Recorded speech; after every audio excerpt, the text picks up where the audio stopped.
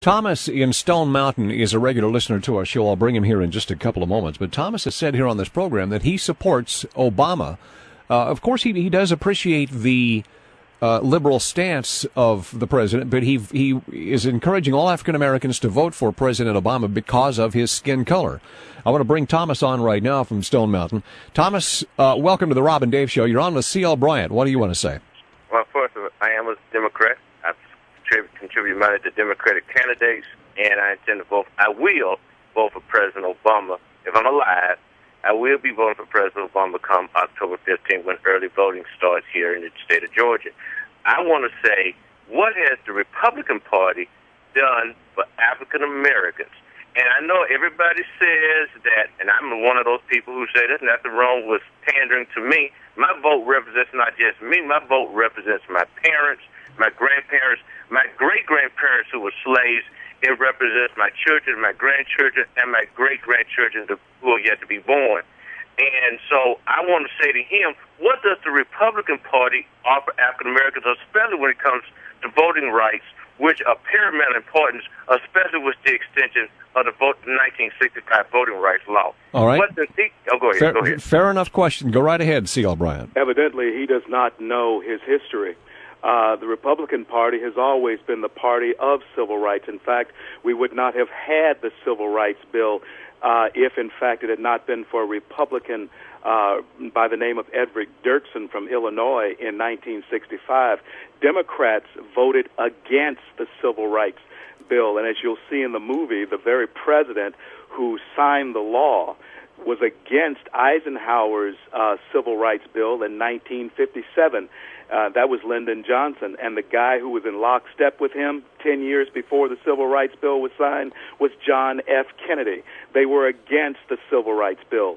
The first congressmen, the first senators in the Congress and in the Senate were Republican black people. What you don't know is your history. You need to come out and see the movie. We deal with that, and that's exactly what we're talking about. Black folks are not in touch with their history, and what has been most successfully done by the Democrat Party is to brainwash them into thinking that somehow the Democrat Party has been their friend. Friend, they have not been, and they still not are. They're in favor of murdering you. In the state of New York City, in the year 2008, there were more black babies murdered in their mother's womb through abortion than were born. But yet you sit here on this phone today and say that you're voting for your ancestors, you're voting for your children, when you're voting for the party that's out to murder you and a president who supports it. Larry, in Marietta, you were actually in Runaway Slave as an extra? No, I was. I just found out from some friends that I appeared in. What was they? I was at the Tea Party. I did some entertainment at the Tea Party a couple of years ago. Okay. And that's where I met Mrs. Thomas, Clarence Thomas' wife, and had a great time that day. But they took me aside and asked me some questions as a black conservative. And I started to answer some questions there, and I found out from some friends that I appeared in this movie, which is good, thank God. But the thing is I just want to first say this. Thank you, sir, for putting the brother in his place, because for the simple reason we don't know our history. We don't know our history, and I'm finding that out daily. I've been for years been out here telling, hey, man, don't, listen and learn. It's out there. The Republican Party, the first step was freeing us. Okay, let's go there. And then it's continuous. The first black congressman, it's just a whole bunch of information out there that we don't even get, because the Democratic Party, a party that's affiliated, in my opinion, with Margaret Sanger and all the other people, like the brother said, that's trying to kill our people. We need to wake up here and find out what's going on. All right, Larry, thanks for your call. Reverend Bryant, we just have a couple of more minutes left. Do you wish to respond to that? Absolutely. It is time that we at least try something else. Evidently, what we have tried over the last 50 years is not working. Black folks are still mad, just as mad as we were back in the 30s. Why? Because of socialist policies that have been put on us.